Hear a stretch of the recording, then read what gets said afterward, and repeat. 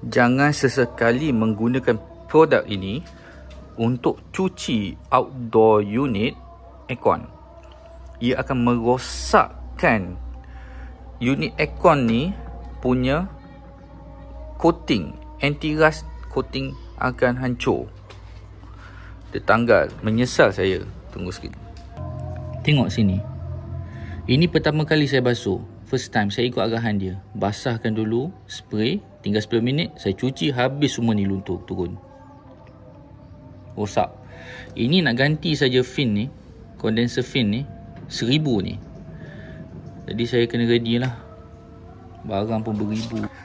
Kalau nak cuci, sebab ada orang tanya, saya tengok dalam Shopee lah dan Facebook, orang tanya boleh pakai untuk dalam tak? Ini jangan sekali guna untuk dalam.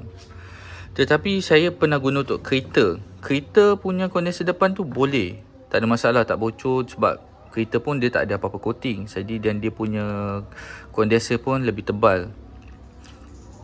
Boleh pakai dan saya ada buat video dan memang menjadi. Jadi saya ingatkan, inilah pertama kali saya buat dekat aircon. Menyesal sangat. Menyesal sangat. Saya guna ini sekarang, dah lama saya guna, 4-5 tahun dah. Ni WD-40. Asalnya memang WD-40. Sekarang ni dia dah buat produk branding lain tapi lebih murah. Ini memang saya pakai untuk unit dalam. Dah 4 tahun dah. Mungkin 5 tahun. Saya cuci 6 bulan sekali. Dan ini juga saya pernah guna untuk unit luar. Tempoh yang sama, 4-5 tahun juga. Sebab macam saya cakap, inilah pertama kali saya guna ni. Selalunya saya guna ni, tapi sebab ini mahal 2 kali ganda ke 3 kali ganda daripada ni. Ingatkan nak jimat, sekali habis rosak. Ni saat lagi saya percaya akan rosak lah. Dia akan reput dan berkarat. Mari saya tunjuk ya. Unit yang saya basuh dengan ni dan tak ada masalah.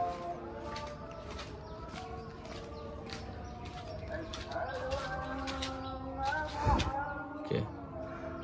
Ini saya pakai ni. Nampak coating elok. Ini dah 4 tahun dah aircon ni. Elok lagi. Saya dah guna ni 6 bulan 1 kali. Cara nak pakai dia adalah, cara nak basahkan dulu dengan air pipe. Mana boleh dapat, kata air pipe, gunalah spray ke air ke ataupun spray pump ke. Tetapi jangan sesekali guna water jet yang kuat. Ini akan bengkok. Tembak water jet, bengkok dia. Sebab ini sangat lembut. Okay.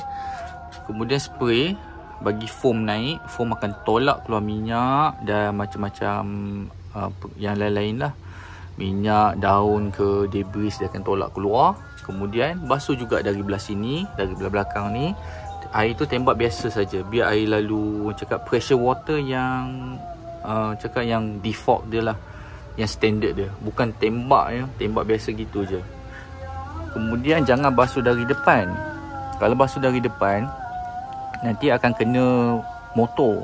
Fan motor, jika dapat directly kena air, dia akan rosak. Dia akan terbakar, dia akan short. Kamu kena ganti motor pula. Motor lebih kurang 500 ke atas saya rasa ni motor ni.